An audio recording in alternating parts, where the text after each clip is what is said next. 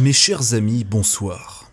117 milliards d'êtres humains ont foulé la Terre depuis l'arrivée d'Homo sapiens. 8 milliards sont actuellement en vie, dont vous et moi. Les 109 autres ont disparu. L'écrasante majorité d'entre eux sont désormais oubliés à jamais.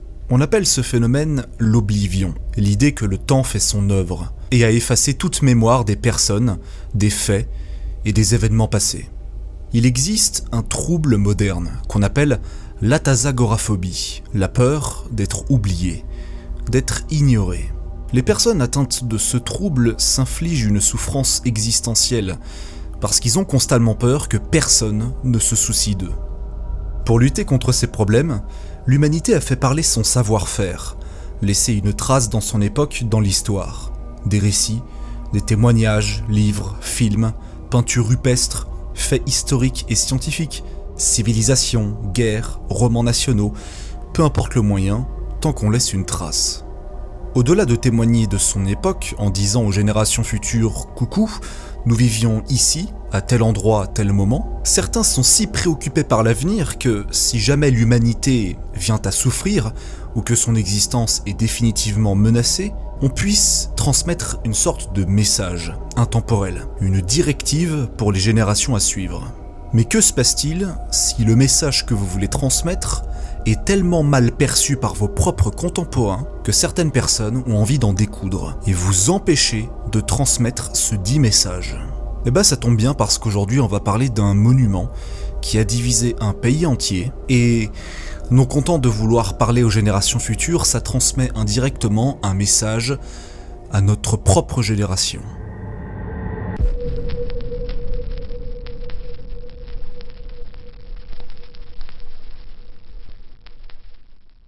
J'ai parlé à plusieurs reprises sur ma chaîne des messages envoyés vers le futur.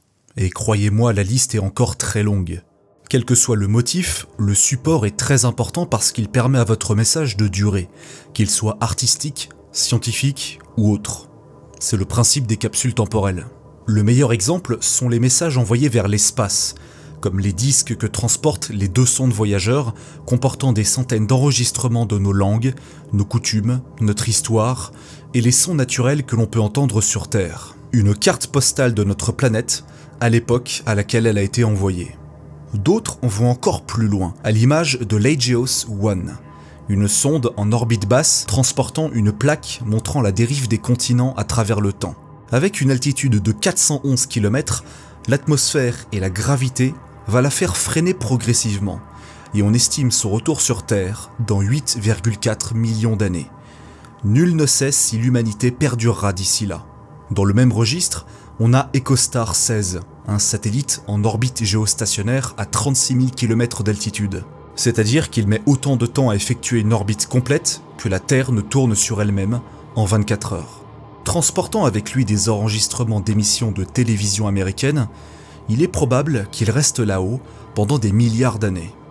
Et quid du projet Onkalo, un sanctuaire de déchets nucléaires construit en Finlande et dont la mission principale est de convaincre les générations lointaines de ne pas s'approcher des souterrains les plus profonds. Encore aujourd'hui, linguistes, sociologues et scientifiques n'ont toujours pas trouvé de solution. Peu importe la nature du message, que ce soit pour le futur ou pour notre espèce, pour dire qu'on était là ou simplement pour prévenir d'un danger, pour des raisons artistiques comme pour la volonté de contacter des potentielles civilisations extraterrestres dans la galaxie, nous combattons désespérément l'oblivion. Nous empêchons que le temps fasse son œuvre, et plus particulièrement à l'échelle spatiale. Le problème, c'est que l'être humain n'est jamais d'accord avec son semblable. Le Voyager Golden Record ou même les plaques de Pioneer ont été la cible de critiques, tant scientifiques que puritaines. Mais peu importe votre ressentiment, le mal entre guillemets est fait. Bon courage pour attraper des sondes spatiales à des milliards de kilomètres de la Terre et qui ne reviendront jamais dans le système solaire, dans toute l'histoire de la galaxie.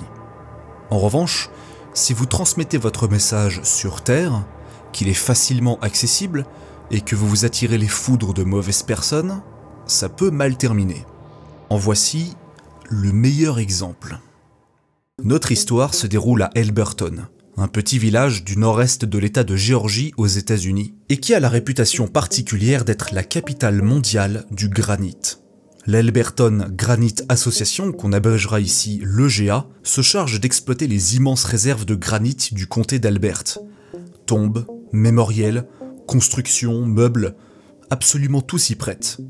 Pourtant, leur édifice le plus célèbre, et de très loin, ne représente rien de tout ça.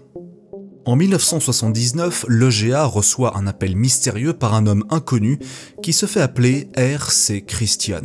Il souhaite commander une structure en granit de grande envergure, et surtout très particulière. L'homme prétend représenter ce qu'il appelle lui-même un groupe d'individus loyaux, un cercle inconnu qui veut rédiger un monument capable de résister pendant des centaines, voire des milliers d'années sur un endroit bien précis, et portant des sortes d'instructions pour l'humanité.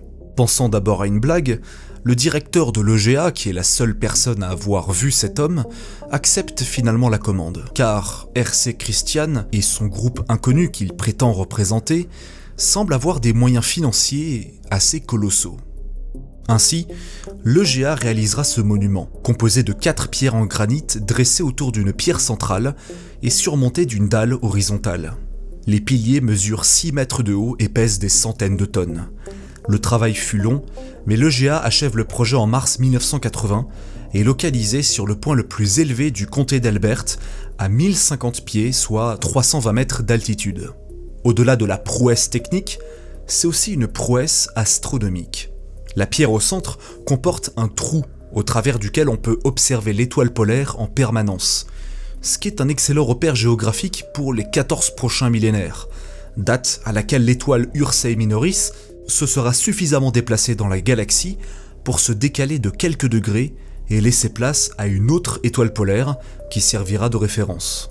Le monument est même aligné pour marquer les solstices et les équinoxes. Ça permet d'avoir un repère temporel continu avec le ciel étoilé et le cycle solaire, deux techniques qui sont utilisées depuis des milliers d'années par l'humanité pour se repérer dans l'espace. L'espace en 3 dimensions, pas l'espace en dehors de l'atmosphère, j'entends. Le monument comporte également une capsule temporelle placée 6 pieds sous terre, sous la pierre principale au centre. Nul ne sait ce qui se trouve à l'intérieur, et nul ne sait quand il faut l'ouvrir. Parce que la date n'est pas précisée, et l'instruction qui est inscrite dans la roche comporte une phrase qui s'arrête brusquement. Peut-être que c'est voulu. Peut-être qu'en ouvrant cette capsule temporelle, on y découvrira des instructions qui disent qu'il faut s'abonner à ma chaîne YouTube et mettre un pouce bleu. Beaucoup d'entre vous qui me regardent ne sont pas encore abonnés à la chaîne, alors n'hésitez pas pour ne pas rater les prochaines vidéos. Entre-temps, dû à la forte réputation locale de l'EGA, la nouvelle se répand comme une traînée de poudre et attire inévitablement les journalistes de la presse et de la télévision. C'est pas forcément le monument en question qui fera parler de lui au final, même si la forme de celui-ci attise quand même pas mal de théories plus ou moins loufoques. Non, ce sont bien les directives pour l'humanité qui va poser problème. R.C. Christian et son groupe d'individus dont on n'a jamais vu la couleur a demandé à inscrire ce qu'on va appeler sobrement ici les 10 commandements. 10 phrases génériques servant de guide, un peu flou et un peu vague, un peu large, pour guider l'humanité si jamais cette dernière était au bord de l'extinction après une catastrophe ou un hiver nucléaire. Et ces 10 nouveaux commandements, les voici. Numéro 1.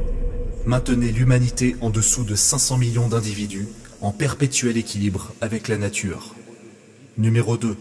Guidez judicieusement la reproduction pour améliorer la diversité et l'adaptation de l'espèce. Numéro 3. Unissez l'humanité à l'aide d'une nouvelle langue vivante, mondiale et unique. Numéro 4. Dirigez la passion, la foi, la tradition et toutes les choses possibles avec modération. Numéro 5. Protégez les individus et les nations avec des lois et tribunaux équitables. Numéro 6.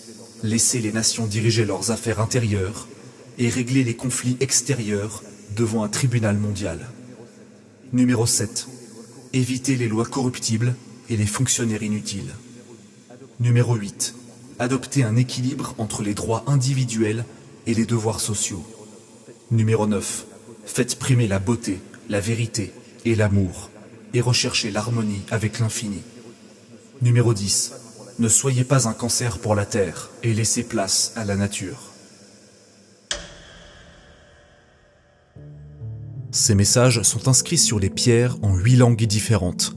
En anglais, en espagnol, en hindi, en swahili, en hébreu, en arabe, en russe et en mandarin. Non, il n'y a pas le français. Choqué déçu. Compte tenu du message pour l'humanité, même s'il est un peu vague et un peu bizarre, ce monument sera renommé les Georgia Guidestones, ou en français, les pierres qui guident de Géorgie. Il n'y a pas vraiment de traduction. Ces commandements n'ont pas laissé indifférent, bien loin de là. R.C. Christian a mis des phrases suffisamment vagues pour laisser libre cours à l'interprétation du lecteur, qui fera sa propre interprétation. Par exemple, sur le point numéro 9, chercher l'harmonie avec l'infini, techniquement ça ne veut rien dire. Si les points 5, 6, 7 et 8 ne posent pas forcément problème, le reste est visiblement bien plus compliqué à accepter pour certains. Le point numéro 3 a d'ailleurs été très critiqué, car maintenir une seule langue vivante dans le monde est historiquement une très mauvaise idée, et peut provoquer des disparitions culturelles importantes. Mais le point qui a fait le plus jaser, c'est bien le premier. Maintenir une population en dessous de 500 millions d'individus. Cette mesure, qui peut être considérée comme pertinente en cas d'apocalypse ou de reconstruction à la limite, devient tout de suite vraiment extrême si jamais la survie de l'humanité n'est pas en jeu. Et le truc, c'est que R.C. Christian n'a visiblement pas dit que ces commandements étaient forcément destinés pour un avenir où l'humanité est en danger. Car si je vous ai dit au début de la vidéo que ces commandements étaient destinés à être respectés en cas de catastrophe, ou bien de futur extrêmement lointain, c'est simplement parce que tout le monde l'a interprété comme ça. Mais qui nous dit que c'est forcément le cas? Il est probable que ces inscriptions ne soient pas une directive pour l'humanité en cas de scénario catastrophe, ou de témoignage pour des générations futures d'ici 1000 ou 2000 ans, mais que ce soit une directive pour l'humanité maintenant, dès 1980. Beaucoup y voient une logique presque sectaire, parce que si la contre-culture a donné vie à pléthore de mouvements pacifistes et écologistes, elle a également ouvert une brèche vers des groupes bien plus extrêmes. L'idée est que certains groupes refusent toute amélioration de conditions de vie par le progrès social ou technologique, et embrassent une logique de retour en arrière, quitte à prôner une réduction massive et immédiate de la population humaine. Pourtant, aucun lien n'a été fait entre R.C. Christian et ces fameux groupes de ce style. Certains y voient cependant une élite mondiale à la manière du roman 1984, qui souhaite contrôler le monde. De manière assez ironique, chaque déclaration venant des détracteurs les plus virulents du monument n'a fait qu'amplifier sa popularité. En 2008, on y découvre un tag où il est écrit « À bas le nouvel ordre mondial ». En 2005, Mark Dice, un auteur qui aujourd'hui est devenu influenceur, a appelé à massivement boycotter et réduire en 1000 morceaux le monument. Et depuis, il n'a jamais été aussi visité et populaire. Peut-être est-ce là la véritable nature de l'œuvre. Peu importe ce qu'on en pense, positif comme négatif, il marque les gens et ne laisse personne indifférent. Le point numéro 4 a aussi été très critiqué, parce qu'il préconise d'utiliser la foi avec modération. Il se trouve que les Georgia Guidestones ont été construits dans la ceinture de la Bible, une région américaine symbolisée par une ferveur protestante très forte au sein de la population. Mais comme on n'a jamais vu R.C. Christian, on ne pourra jamais savoir si c'était intentionnel ou non. Personne n'a jamais entendu parler du groupe d'individus loyaux, tant il semble fantomatique. Aucune volonté de leur part, aucune manifestation, aucun prosélytisme, rien. Le 6 juillet 2022, 42 ans après sa construction, un engin explosif détruit partiellement les pierres. Les images des caméras de surveillance montrent une des stèles totalement détruite. Et comme à chaque fois, les théories ont fusé. Pour certains, il s'agit d'une attaque orchestrée par des adeptes de la théorie du complot. D'autres pensent que c'est un acte d'oubli volontaire, partant du principe que si les pierres sont détruites et que le monument n'attire plus aucun visiteur, alors plus personne n'en entendra parler en bien ou en mal. Ce qui est contre-productif parce que c'est l'inverse de son utilité première, celle de perdurer dans le temps. Le monument a fini par être détruit définitivement par les autorités pour des raisons évidentes de sécurité. Symbolisme, paranoïa ou simplement un groupe d'artistes voulant faire une expérience sociale, chacun y va de sa théorie personnelle. Et si vous voulez faire vos propres recherches, prenez garde, parce que vous allez tomber sur des infos contradictoires et parfois des personnes qui racontent absolument tout et n'importe quoi. Ça a vraiment cristallisé les avis, que ce soit dans la vraie vie ou sur internet depuis des décennies maintenant. Et pourtant une question demeure, une question qui est bien plus pertinente que toutes les hypothèses et tous les fantasmes que l'on peut avoir sur les Georgia Guidestones. Qui se cache derrière celui qui se fait appeler R.C. Christian? Quand j'ai découvert cette histoire, j'ai été passionné par l'aura que le monument dégageait, les théories loufoques à son sujet et les qualités astronomiques de la construction. Mais cette question revient sans cesse. Qui est R.C. Christian? La personne qui se cache derrière ce pseudonyme a soigneusement préparé son coup, en interagissant avec le moins de monde possible. Le premier à l'avoir vu, c'est Joe Fenley, le directeur de l'EGA, l'Elberton Granite Association, qui s'occupe des commandes. D'abord très réticent au projet, Fenley demande à l'homme mystérieux une garantie de financement. Et selon ses propres dires, il aurait été convaincu par les ressources financières de R.C. Christian et son groupe. La deuxième et dernière personne à l'avoir vu, c'est Wyatt Martin, un banquier local d'Elberton à qui R.C. Christian a demandé son aide pour organiser son financement et s'y retrouver dans ses comptes.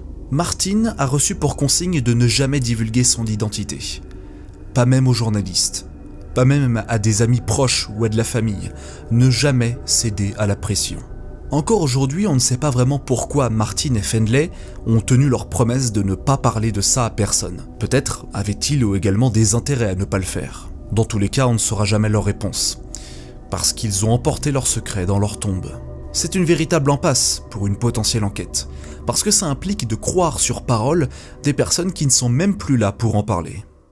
En 2010 est sorti un documentaire, Dark Clouds over Elberton. On suit des enquêteurs en train d'interviewer des personnages importants, dont Wyatt Martin lui-même, avant qu'il ne décède en 2021. Ce dernier a qualifié R.C. Christian comme un homme instruit, diversifié, ne venant pas de Géorgie, et a montré des lettres signées de sa propre main. Si on doit rester sceptique quant à de telles révélations, l'enquête indépendante suggère néanmoins que la véritable identité de l'homme inconnu serait Albert H. Kersten, un médecin de l'Iowa, qui, quand on fait des recherches, a visiblement eu une vie très particulière. Le docteur Kersten, né en 1920 et mort en 2005, aurait déclaré à plusieurs reprises dans des newspapers son intérêt pour le contrôle de la population mondiale, quitte à utiliser la force, une sorte de misanthropie poussée à l'extrême, et une logique eugéniste.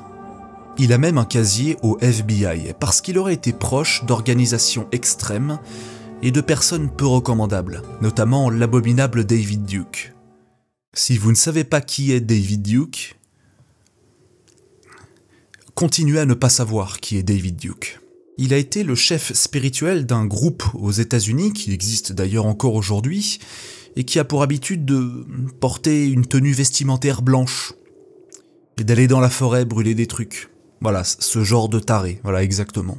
Et même si ça colle parfaitement avec le point numéro 1, la volonté de maintenir l'humanité à moins de 500 millions d'individus, ce documentaire ne constitue pas une preuve matérielle du lien entre R.C. Christian et le docteur Kersten. Même si c'est l'une des enquêtes les plus abouties, entre guillemets.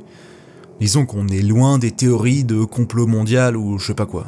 Il y a autant de théories sur l'identité et les motivations de R.C. Christian que de personnes qui théorisent sur son identité. Une théorie par personne, en gros. Et si vraiment on veut pinailler et chercher la petite bête, pourquoi est-ce qu'un groupe mondial qui voudrait contrôler la population en secret trahirait sa présence avec des monuments en pierre? Peut-être que les Georgia Guidestones sont l'œuvre d'un petit groupe qui avait juste envie de faire une expérience sociale. Mais comme Fenley et Martin ne sont plus de ce monde, et que le monument a été détruit, il est fort probable qu'on ne connaisse jamais la vérité. Cette vidéo ne se veut pas exhaustive. Si vous voulez regarder le documentaire, faites-le, mais restez sceptique. Ce genre d'histoire me fascine personnellement. L'idée que sortent de terre comme ça des monuments fabriqués par des personnes dont on ne connaît pas l'identité, et qui divise tellement qu'encore aujourd'hui, on n'a toujours pas la réponse. Et on ne l'aura probablement jamais. Le mystère reste entier.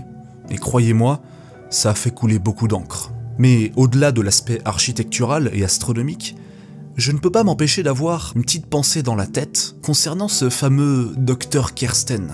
Car si jamais cette enquête s'avère être vraie, imaginons, ça voudrait dire que vu la personnalité du bonhomme, les motivations idéologiques quant à la construction de ce monument ne relèveraient pas de la théorie scientifique ou bien d'une prise de conscience écologique quant à la fragilité de notre monde et l'impact de l'être humain sur le climat. Non, si jamais c'est vrai, ça révélerait alors une facette d'un prosélytisme bien plus sombre.